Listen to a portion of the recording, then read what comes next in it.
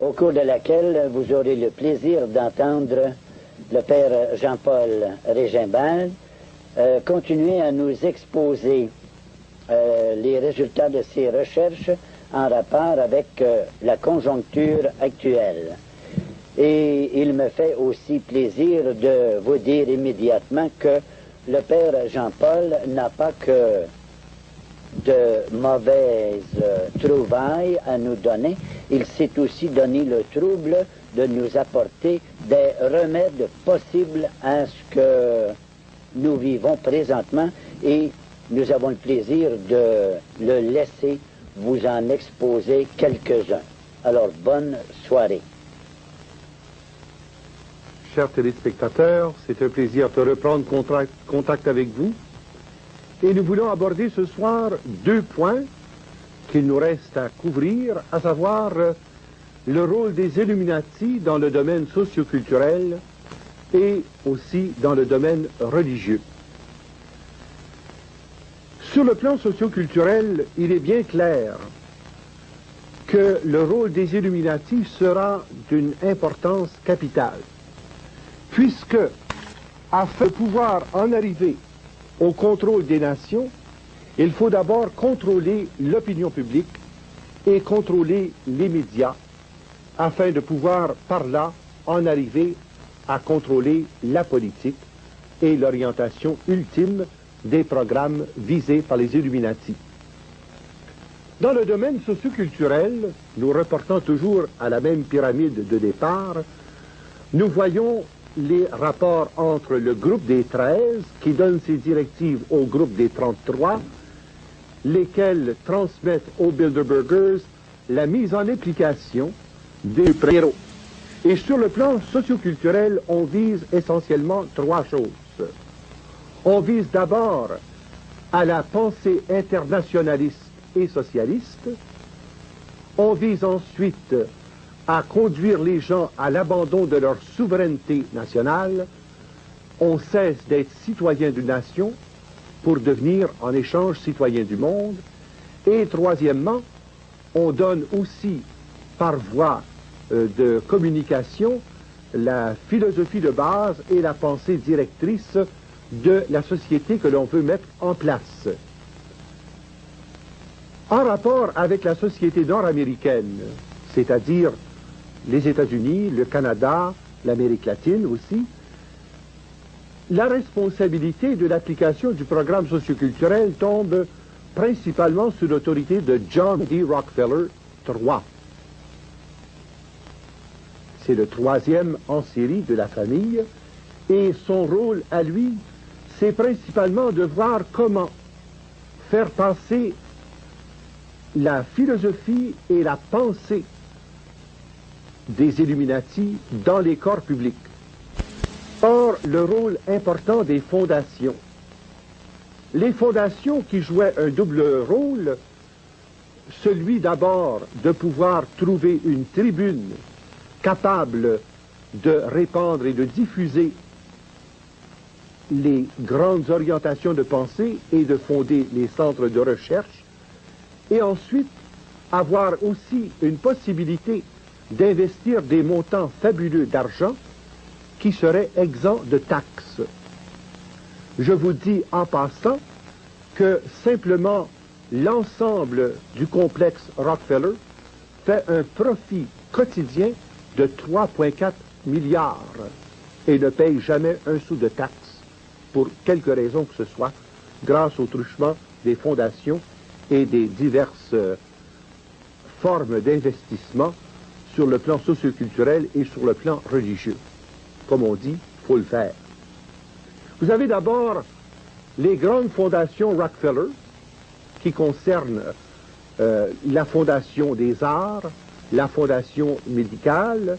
Vous avez aussi la fondation de recherche, dont la plus importante soit le CFR, qui est le Council on Foreign Relationships.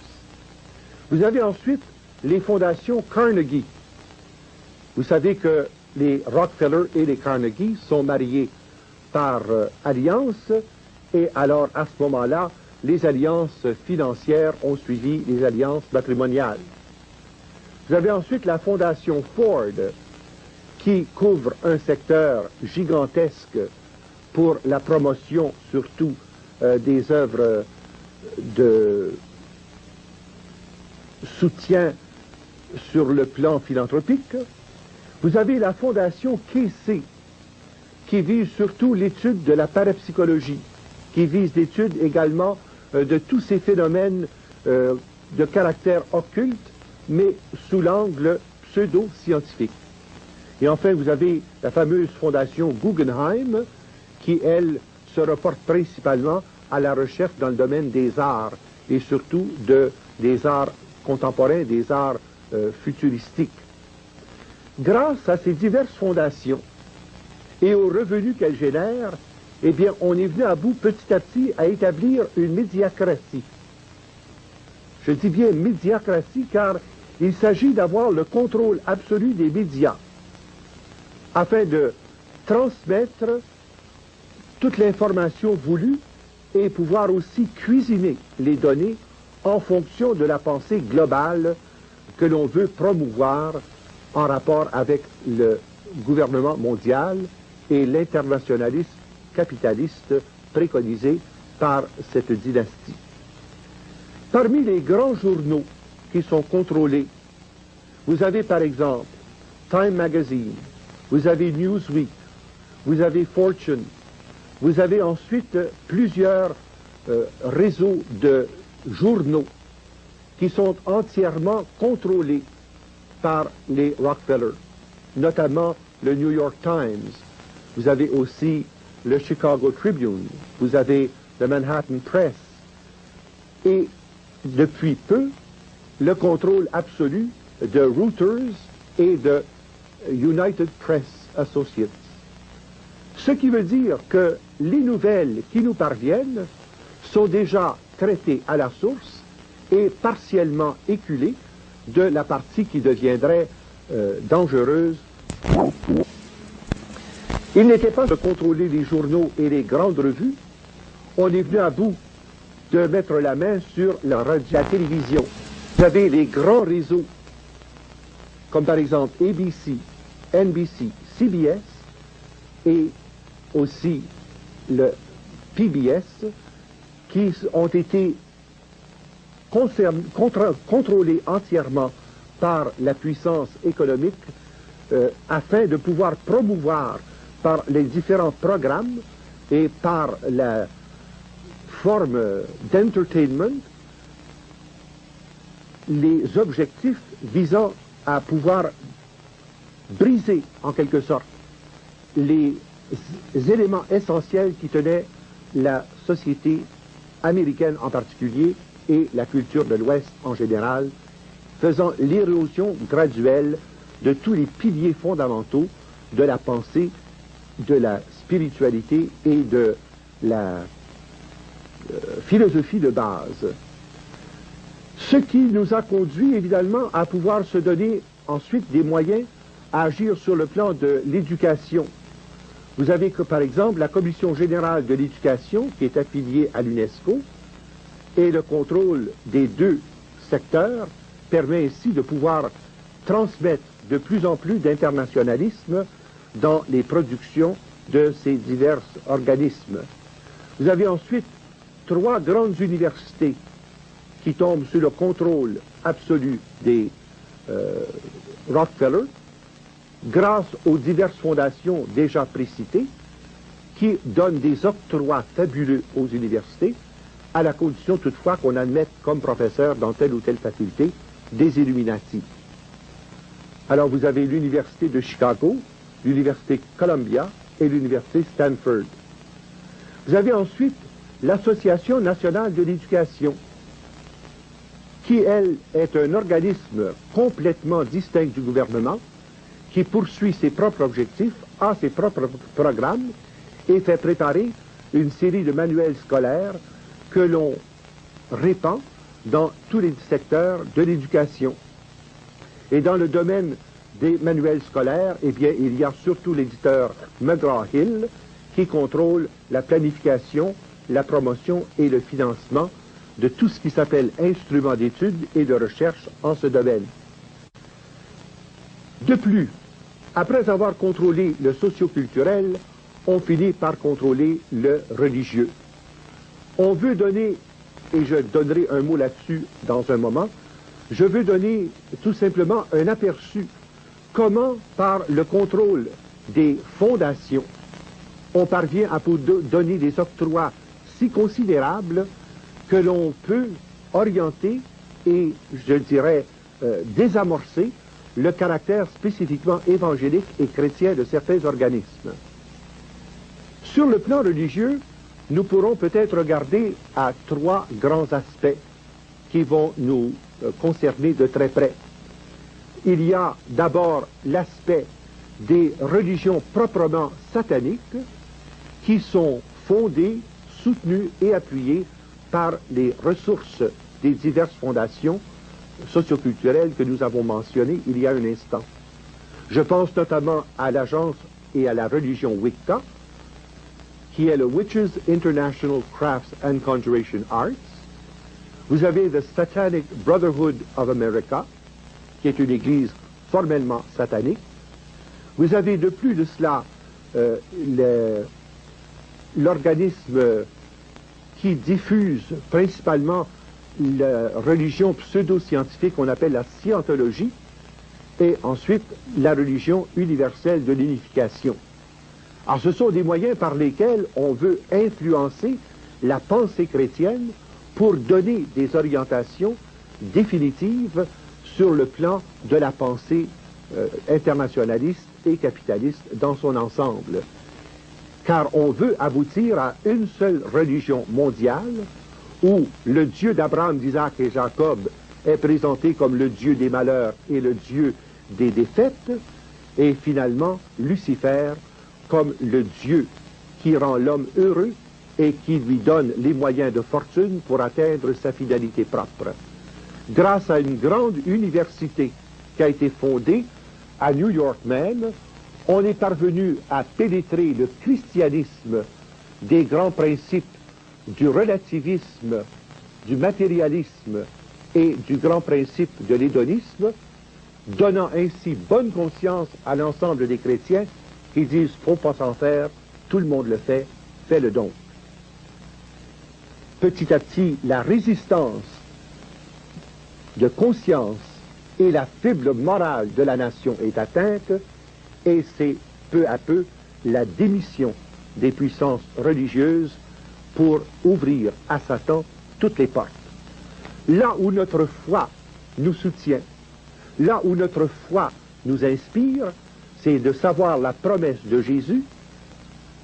Pierre, tu es pierre, et sur cette pierre je bâtirai mon église, et les portes de l'enfer ne prévaudront pas contre elle. Telle est notre foi, telle est notre assurance, telle est notre conviction.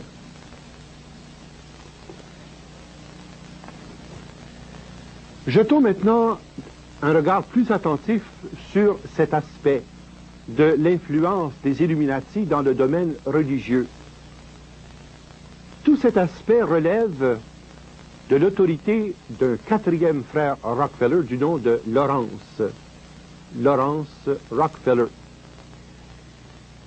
Dans le domaine de la formation proprement dite, on a favorisé les théologiens de diverses confessions à professer une foi de plus en plus libérale, tendant à enlever à la parole de Dieu son sens concret et fort, tendant aussi à mettre l'accent surtout sur les principales doctrines de foi, présenter cette foi comme des mythes et non comme des réalités religieuses de foi. C'est le Union Theological Seminary of New York qui est le fer de lance de cette action qui vise à désessentier le christianisme. Et comme il y a plusieurs centaines de gradués chaque année de ce centre de formation théologique, vous voyez tout de suite l'influence que ça a dans les différents secteurs des religions chrétiennes. Vous avez ensuite, sur le plan national, la Confédération des Églises et le Conseil national des Églises, qui sert en quelque sorte de véhicule pour rejoindre les diverses confessions chrétiennes américaines, nord-américaines, qui œuvrent dans le secteur de l'évangélisation. Une chose qui va vous étonner sans doute, c'est qu'on met sur le même pied les principales religions chrétiennes, tant catholiques, protestantes qu'orthodoxes, et la sorcellerie. Il existe aux États-Unis un statut proprement ecclésial, c'est-à-dire reconnaissance des ministres comme étant formellement ordonnés.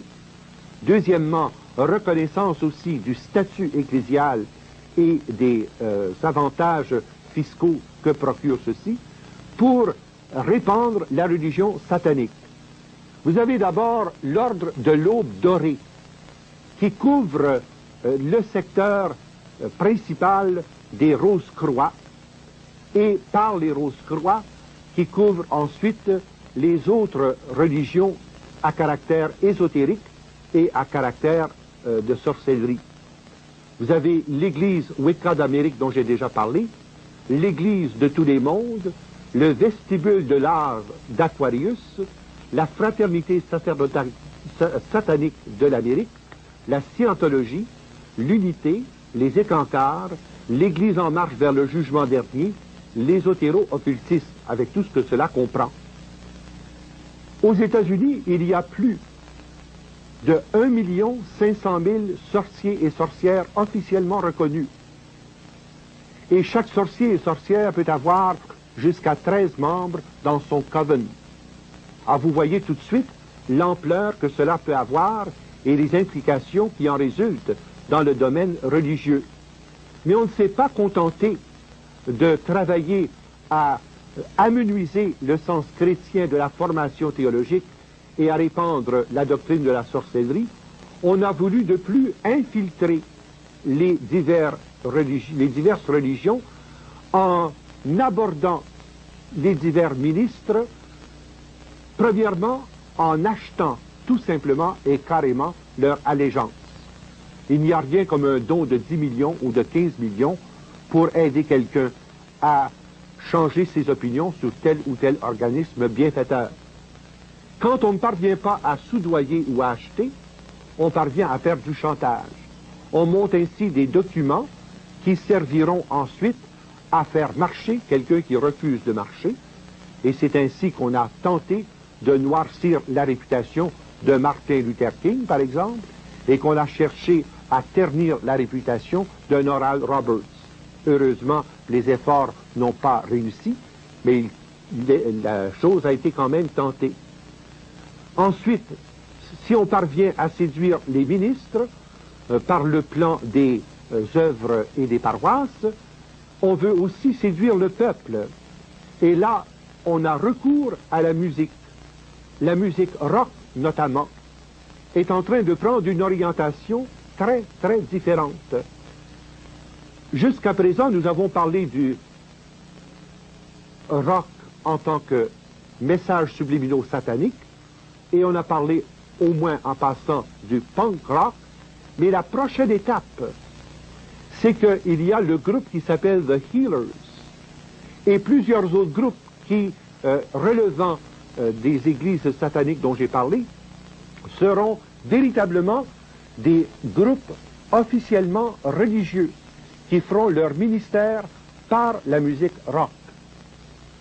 Le groupe qui commence à poindre s'appelle The Healers, mais vous avez aussi d'autres groupes dont fait partie KISS en particulier, Kings in Satan's Service, prêtres ministres au service de Satan, mais vous avez ensuite d'autres formes d'infiltration où on veut amener les gens vers la consécration à Satan par la voie de la révolte, de la violence, de la perversion, et finalement aboutir aux messes noires qui se répandent de plus en plus et à la construction de temples sataniques un peu à travers le monde.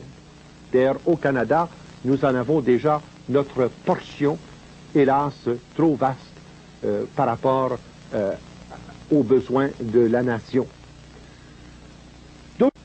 D'autre part, pour pouvoir agir de façon légale et d'être complètement couvert, voici quelques organismes qui ont été mis sur pied pour pouvoir désamorcer des gens qui essaient d'attaquer de plein front ces organismes de caractère religieux.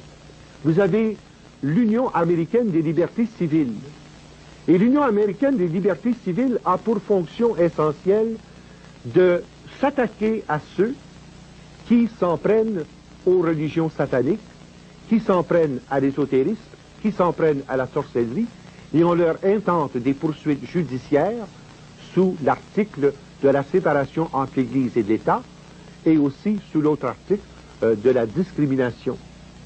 Vous avez la proposition 13 qui vise à la taxation des biens ecclésiastiques et le Bill 41 qui va très loin.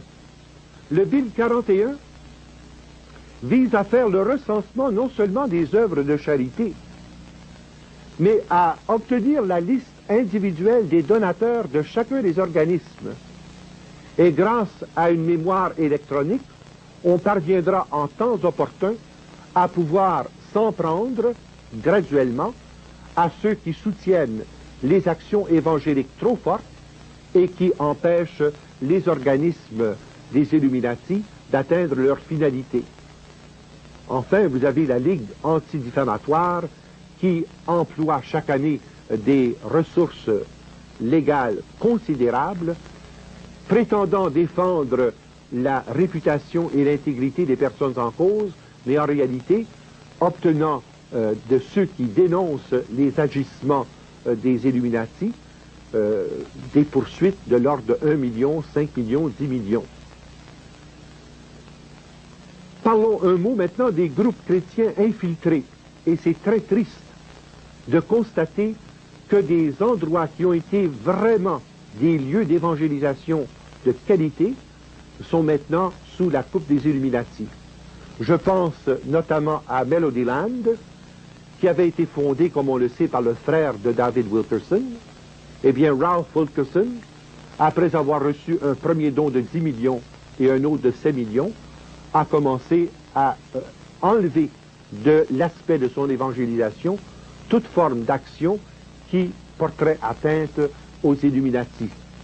Et finalement, les compagnies de disques qui relevaient de Melodyland ont été achetées par les Illuminatis et on offre même dans les disques chrétiens certains messages subliminaux qui sont aux antipodes du contenu audible de ces disques-là.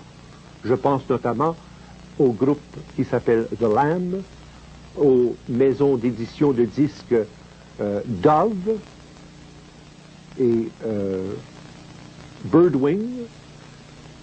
Je pense aussi à Unity Village, qui était une expérience œcuménique de très grande envergure, qui a fait un bien considérable en Amérique du Nord et qui finalement a été soudoyé et acheté par les Illuminatistes au point que maintenant Unity Village est entièrement au service de l'idéal internationaliste et socialiste de la pensée illuminatiste. Et ensuite vous avez leur revue absolument dérogatoire qui s'appelle The Voice of Healing. The Voice of Healing qui a été pendant de longues années le principal organe de diffusion de personnes telles que Oral Roberts, Catherine Kuhlman, et qui maintenant est rendu entièrement au service des illuminatistes dans le sens de la scientologie. Ils font aussi la promotion du contrôle de l'inconscient. Et nous en avons de grands exemples ici en Amérique du Nord, au Canada notamment, et au Québec, ce qu'on appelle le mind control. Comment parvenir à obtenir le contrôle de l'inconscient profond. Vous connaissez pour la plupart les œuvres des grands maîtres, vous connaissez aussi les œuvres du Dr Murphy, les œuvres de Edgar Cayce, les œuvres de Da Silva. Eh bien, la promotion est faite par les Illuminati pour parvenir à inviter l'homme à mettre sa foi en lui-même. Le principe est très simple. Vous n'avez développé que 5% ou 10% de vos aptitudes. Développez 100% de toutes vos aptitudes et vous serez comme des dieux. C'est exactement le même langage que tenait le serpent au jardin de l'Éden lorsqu'il dit à Adam et Ève, vous serez comme des dieux si vous mangez de ce fruit. Or, ce fruit est servi en abondance par les illuminatistes, mettant l'accent sur le narcissisme et sur l'égoïsme d'un moi hypertrophié, et qui ouvre les voies techniques pour contrôler même l'inconscient profond grâce au yoga, grâce au zen, grâce aux diverses techniques développées par Da Silva et aussi grâce au pouvoir ésotérique du docteur Casey et du docteur Murphy. Vous voyez donc qu'en jetant notre regard sur ce tableau d'ensemble, ils ont couvert pas mal tous les secteurs. Mais ce qui a été, je dirais, la cerise sur le sundae, c'est l'article qui est apparu à un moment donné dans plusieurs journaux du monde entier. Croyez-le ou non, le Messie est sur le point d'arriver. Croyez-le ou non, on nous a fait croire que le Messie allait parler sur les ondes de toutes les télévisions du monde. Et alors on a mis devant les yeux l'espérance de l'apparition d'un tel sauveur, et finalement c'est Lord Cream qui annonçait dans tous les journaux du monde, grâce à l'agence Tara, l'avènement de ce fameux Messie auquel tout le monde devait se soumettre. Le Maitreya, qui était à la fois plus grand que Jésus-Christ, plus grand que Bouddha, plus grand que Mahomet, plus grand que tous les grands chefs religieux du monde, il était vraiment celui qui doit venir, celui que toutes les religions attendent. Le Christ est maintenant parmi nous. Vous voyez tout de suite la supercherie odieuse de cette présentation qui a été faite dans tous les grands pays du monde et dans toutes les langues. Ceci était une ruse des illuminatistes pour préparer l'avènement d'une seule religion mondiale où le suppôt de Satan, l'homme d'iniquité, prendrait le contrôle de l'Église après que la puissance économico-politique ait pris le contrôle du seul et unique gouvernement mondial. Ce ne sont pas des rêves en couleur, ce ne sont pas là des paroles en l'air, vous avez devant les yeux les documents, les faits.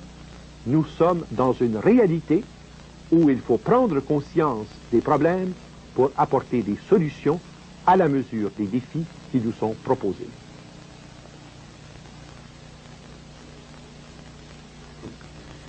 Une des plus grandes supercheries que les illuminatistes aient réussi sur le plan religieux, c'est cette annonce pleine page qui paraissait il y a 1 an exactement, au mois d'avril 82. On annonçait l'avènement du Maitreya, l'avènement du Messie. En d'autres termes, on venait annoncer au monde que l'Antéchrist allait finalement créer l'unification de tous les hommes, de toutes les nations, de tous les peuples. Cependant, ils ont été pris un peu de court par les diversifications qui ont été faites, notamment par le groupe arabe et le groupe pétrolier du Moyen-Orient, et par la guerre d'Israël et la confrontation avec la Syrie et le Liban. Toutefois, le même principe demeure. Ils veulent absolument qu'un seul gouvernement mondial puisse être servi par une seule religion mondiale. Toutefois, le même principe demeure. Ils veulent absolument qu'un seul gouvernement mondial puisse être servi par une seule religion mondiale. Et le but est très simple, c'est de parvenir véritablement à créer un État totalitaire où vous serez surveillé dans tous les aspects possibles et dans les aspects les plus privés de votre vie. Si vous avez remarqué l'œil sur le dollar américain, je vous le disais au début de toutes les émissions, que cet œil considérait, c'était l'œil de Satan d'une part, mais d'autre part, c'était l'œil obtus de la surveillance généralisée. Le mode utilisé pour cette surveillance sera la carte électronique. Cette carte électronique qui parviendra à transmettre toutes les informations nécessaires pour vous donner, pour leur donner, je devrais dire, toutes les informations dont ils ont besoin sur vous. Cette carte électronique remplacera la Master Charge, la Visa, l'American Express, qui a servi de base expérimentale à sa conception. On appelle ça the World International Identification and Transaction Card. Grâce à cette carte, vous pourrez acheter et vendre sans argent. Tout sera complètement électronique. Mais il y a une barre noire ici, la même que vous retrouvez sur votre carte Visa et sur toutes vos cartes de crédit, que ce soit les cartes de crédit automobile, que ce soit les cartes de crédit d'essence, c'est le même principe. On enregistre sur cette ligne l'information détenue par 40 000 chips informatiques. Ainsi, on pourra savoir en tout temps où vous allez, à quelle heure vous êtes allé, qui vous avez vu, ce que vous avez entendu, ce que vous avez acheté, le genre de livre que vous lisez à la bibliothèque, votre dossier médical, votre dossier politique, votre dossier économique. C'est exactement ce que George Orwell avait écrit dans son fameux roman 1984. Et George Orwell était bien placé pour savoir ce dont il parlait, car il était lui-même un illuminatiste qui s'est dégagé de leur emprise. Et lorsqu'il a écrit son roman, qui paraissait un roman de science-fiction, eh bien, il savait très bien les échéanciers des illuminatistes, puisque c'était le docteur Carroll Quigley qui lui avait donné les informations nécessaires à cette fin. Cette carte, vous serez forcé de la prendre. En soi, il n'y a peut-être pas de problème majeur, mais la difficulté viendra où on voudra corroborer la carte par l'insertion d'un chiffre subcutané qui correspondra à votre chiffre unique, le chiffre de votre carte d'identité. On l'insérera sous la peau de votre main et on l'insérera sous la peau de votre front. Je ne devrais même pas dire au futur on l'insérera, puisque dans l'armée américaine, tous les membres de l'armée américaine et tous les enfants nés dans le cadre de l'armée américaine portent déjà ces deux marques. Ils sont déjà programmés et planifiés en vue du système monétaire mondial. Mais ensuite, on ira dans le domaine des prisons. Et on a déjà commencé, si vous avez lu une affiche il n'y a pas très longtemps, où on a inventé les handcuffs électroniques, c'est-à-dire les menottes électroniques qui contrôlent vos allées et venues dès lors que vous êtes passé en cours mais que vous ne servez pas de temps en prison. Cette annonce apparue il y a environ 15 jours et c'est un juge américain qui l'a mise au point afin de pouvoir contrôler si quelqu'un obéit exactement au règlement prévu par leur forme de sentence, sans passer par la prison. Ceci vous montre donc que ce qui paraissait de la science-fiction il y a 20 ans, il y a 10 ans, est devenu une réalité concrète. Mais cela ne devrait pas nous effrayer. Cela devrait plutôt nous stimuler à voir et à croire que la parole de Dieu porte en elle les éléments de vérité nécessaires à nous prémunir contre de telles formes de puissance de ténèbres. Nous sommes les enfants de Dieu. Nous sommes les enfants de lumière. Nous appartenons à la Trinité et nous n'appartenons pas à Satan. Nous avons renoncé à Satan, à ses ruses et à ses œuvres lors de notre baptême. Il est important maintenant d'en assumer la responsabilité adulte et d'en assumer aussi les conséquences pratiques. Ainsi, par exemple, bien sûr, les gens sont en mesure de savoir qu'ils ne peuvent pas acheter ou vendre sans avoir ces fameux codes qui signifient actuellement tout simplement le numéro de leur inventaire, le code de leur région, le code du magasin qui a vendu tel produit et le prix de revient de chaque article. Mais ce code est prévu à être amplifié de 12 chiffres, dont la clé d'interprétation sera le fameux 666 dont nous parle l'Apocalypse. Le premier 6 est inséré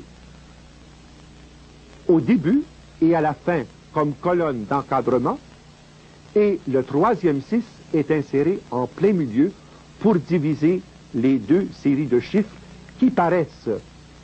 Ainsi, par exemple, prenez n'importe quel article de cuisine, prenez n'importe quel article que vous avez acheté, et vous verrez qu'il y a des chiffres qui paraissent, et ceux-là ne sont pas dangereux.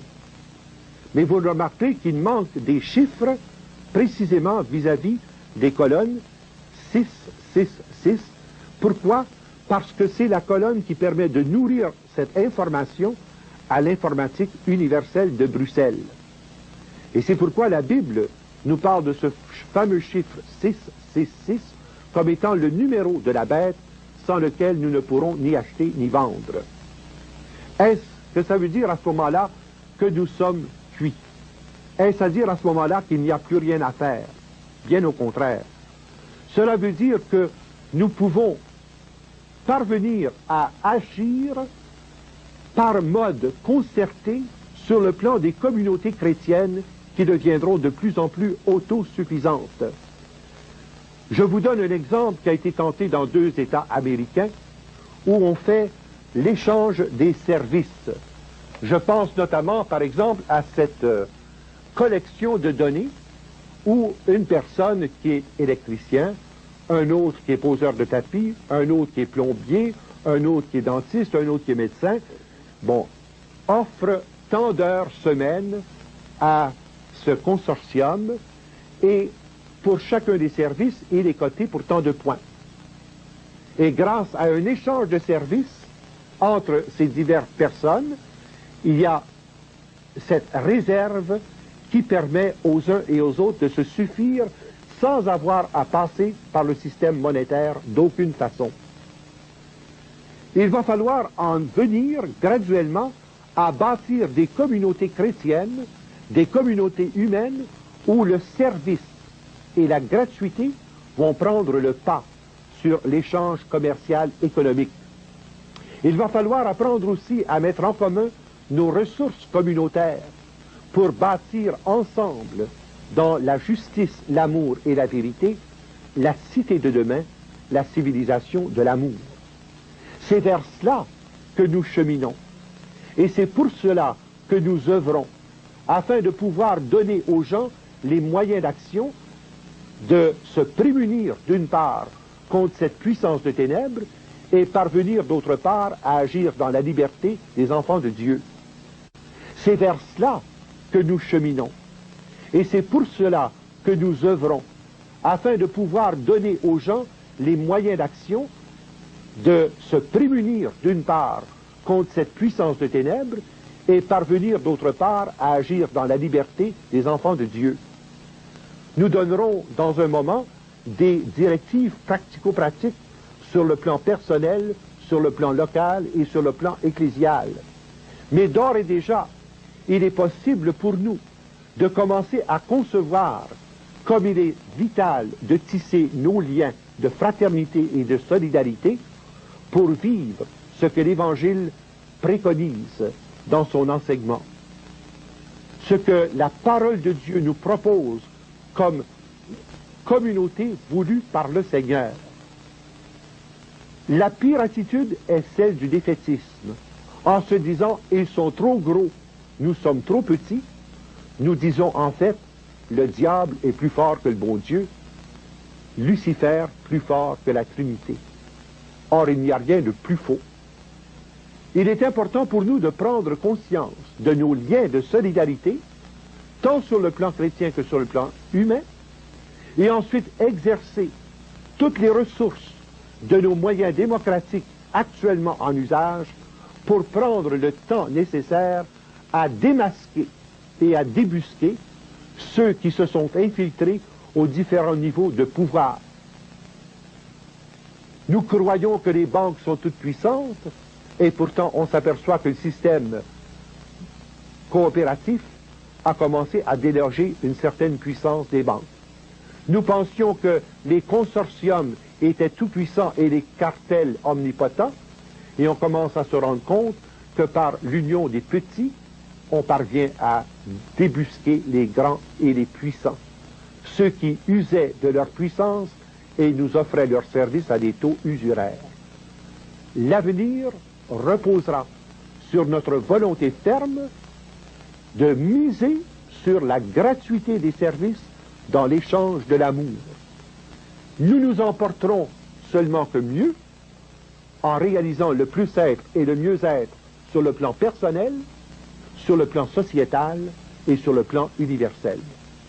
Voilà maintenant que nous sommes prêts à entendre les directives pratiques que j'ai préparées à votre intention et que j'aimerais voir mises en œuvre dans les jours et les semaines qui vont suivre.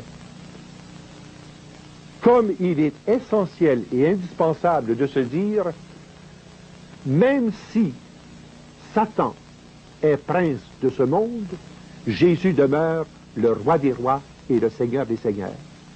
Et même si Satan gagne 10, 11 ou 12 rounds, c'est le dernier knock-out qui réglera son compte.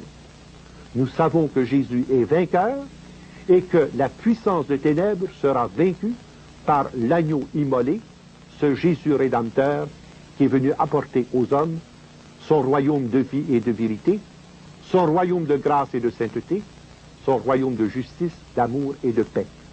Voilà ce vers quoi nous voulons tendre, voilà ce dont nous voulons parler davantage sur le plan des conseils pratiques dans les minutes qui nous restent, et nous pourrons traiter ensuite, dans un autre exposé, des perspectives merveilleuses qui s'offrent à nous dans le cadre de la civilisation de l'amour. La civilisation de l'amour, voilà la clé de voûte qui va nous permettre de résoudre l'ensemble des problèmes que nous avons examinés. Jean-Paul II disait au Katholikentag d'Allemagne, la civilisation de l'amour, cela signifie en tout premier lieu l'engagement de toutes les forces du cœur et de la raison pour la construction d'un monde unifié dans la justice et la paix. Au nom de l'amour du Christ qui est plus fort que tout pouvoir, que tout égoïsme, que toute haine, unissez-vous avec tous les hommes de bonne volonté pour vaincre la menace de mort qui plane sur la paix du monde. Or, nous avons reçu du magistère de l'Église un ensemble de doctrines qui nous parlent d'un nouvel ordre social chrétien. Au lieu du Novus Ordo Seclorum des Illuminati et au lieu de l'âge du Verseau, nous, comme chrétiens, nous pensons en termes d'un nouvel ordre social chrétien qui s'appelle la doctrine sociale de l'Église, et nous sommes à l'ère de l'Esprit Saint. La question qui se pose, que pouvons-nous faire et que devons-nous faire? D'abord, prendre connaissance de tous les documents de l'Église parlant de ces questions majeures que nous venons d'exposer sur l'économie. J'en signalerai 5 d'une capitale importance. La plus récente, c'est l'encyclique Laborem Exercens, c'est par le travail. Cette encyclique a pour fonction précisément de clarifier tout le débat, concernant la fausse dichotomie entre capital et travail, et aussi la dénonciation en termes très clairs d'un capitalisme usuraire et international, ainsi que du communisme international et les fausses doctrines d'un socialisme sans issue. De plus, il y a les enseignements de Gaudium et Spes, ce document central de Vatican II sur la question. Pensez à l'encyclique du pape Paul VI sur la progression de tous les peuples et aussi à ce document qui a été adressé précisément au cardinal Maurice Roy à l'occasion du 80e anniversaire de la parution de Rerum Novarum. Ça s'appelle Octogesima Adveniens. Ce sont des textes qu'il faut lire, dont il faut prendre connaissance, en même temps que le grand document de Jean XXIII qui s'appelle Pacem in Terris.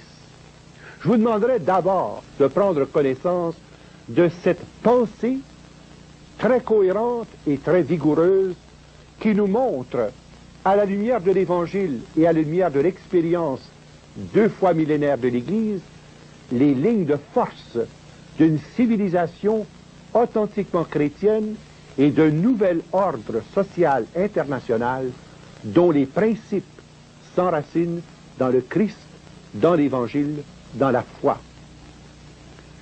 La deuxième chose aussi à entreprendre, c'est une étude très systématique des diverses questions résultant des fausses doctrines économiques qui sont à la base de la crise actuelle, notamment la fausseté de la doctrine monétariste de Friedman, qui est à l'origine de nos déboires inflationnistes, et ensuite la doctrine de Maynard Keynes, qui est à l'origine du libéralisme économique, qui empêche la régulation des divers éléments de la vie économique, de telle façon que tout accroissement d'inflation se traduit par un taux plus élevé de chômage. Il faut retrouver nos priorités.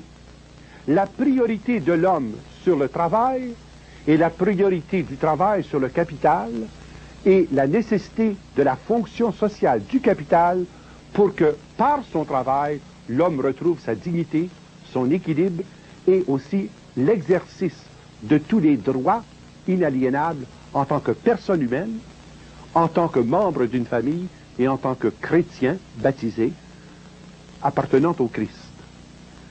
Maintenant, comment agir sur le plan pratico-pratique?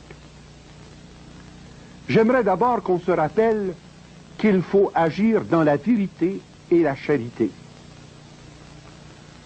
Tout ce qui sera entrepris dans les directives suivantes doit respecter les 5 principes suivants.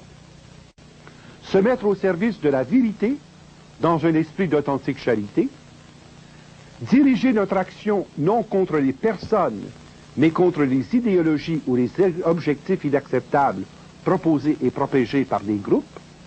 Troisièmement, recourir uniquement à des moyens de non-violence, toujours respecter les moyens démocratiques, légaux et loyaux, qui respectent à la fois les exigences de la personne et du droit humain et les exigences de la foi chrétienne. Quatrièmement, rédiger avec soin, précision et exactitude les lettres, les mémoires, les documents destinés à l'information du public. Car c'est par la transmission de la vérité qu'on rend les gens aptes à pouvoir faire des choix pleinement sérieux, pleinement libres et pleinement responsables. Et enfin, 5e recommandation, éviter toute politique stérile, toute polémique, toute confrontation hostile, toute forme de croisade, de campagne ou de chasse aux sorcières.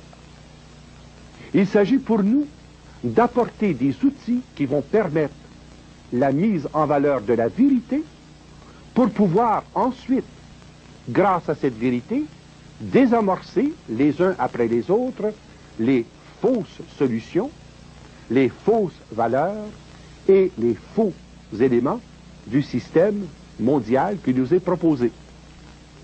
Sur le plan de l'action individuelle, un certain nombre de moyens pratiques sont suggérés. D'écrire personnellement, avec votre signature, votre adresse de retour, à votre député, tant fédéral que provincial, apportant vos réflexions et vos solutions sur le plan du chômage et de l'inflation. Votre devoir démocratique ne se limite pas à élire vos représentants, mais inclut aussi le devoir d'exprimer vos desiderata, soit à l'Assemblée nationale, soit au Parlement canadien. Et s'adresser en plus aux ministres responsables du secteur particulier des problèmes qui sont traités dans vos présentations. Écrire personnellement au ministre des Finances et au Premier ministre du Canada pour exiger le rapatriement du droit exclusif du Parlement canadien de battre la monnaie et d'imprimer les billets bancaires. Car le fond du problème repose sur cette erreur législative de 1933 et qui continue à se propager par les diverses lois bancaires, dont la plus inique, c'est la multiplication des dollars fantômes par rapport à nos réserves réelles. La dernière loi de 1980 permettait de produire 24 dollars fantômes pour 1 dollar réel, ce qui met dans une situation d'insolvabilité nationale à la fin du compte. Troisièmement, éliminer dans les plus brefs délais possibles vos dettes hypothécaires, les dettes portant des hauts d'intérêt, des hauts taux d'intérêt. Débarrassez-vous de cela le plus vite possible. Et c'est là, je pense, que rentre en ligne de compte la solidarité des chrétiens et des frères par des prêts entre vifs, des prêts soit sans intérêt ou à faible intérêt. Car ne cherchez pas à vous créer un capital fictif par des placements bancaires magiques, car lorsque viendra le nouvel ordre économique électronique, tout cela ne vous vaudra pas un sou noir.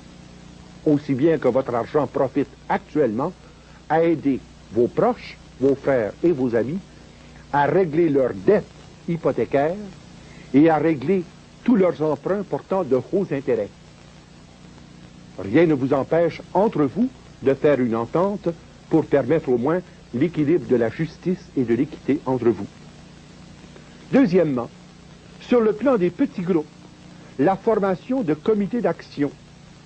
Comités d'action pour recueillir le matériel essentiel à préparer des mémoires de qualité, bien documentés, avec référence à l'appui pour chacune des affirmations. Un autre comité de rédaction qui sera responsable de la rédaction des lettres aux journaux à grand tirage, rédaction des rapports et des mémoires aux divers organismes, et aussi préparation d'un mémoire de qualité pour la commission MacDonald qui est chargée par le gouvernement de trouver des solutions aux problèmes économiques, du chômage et de l'inflation. Ensuite, remettre en petits groupes toute la documentation que vous pouvez trouver. Quelqu'un a peut-être 5 ou 6 volumes que j'ai mentionnés. Un autre a peut-être une vingtaine d'articles de journaux qu'il a recueillis. Un troisième a peut-être une vingtaine de revues qui traitent de ces questions. Mettez en commun vos ressources et constituez des centres de consultation qui vont permettre à vos comités d'agir dans la vérité, dans la justice et dans la paix. Enfin, soutenir et supporter financièrement les déclarations publicitaires qui seront préparées par des groupes spécialisés en vue de publier dans les journaux à grand tirage les prises de positions énergiques pour résoudre la présente crise économique.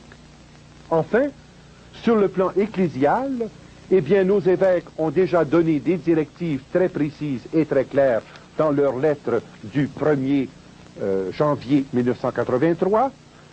Il s'agit donc d'apporter sur le plan diocésain et sur le plan paroissial votre participation maximale.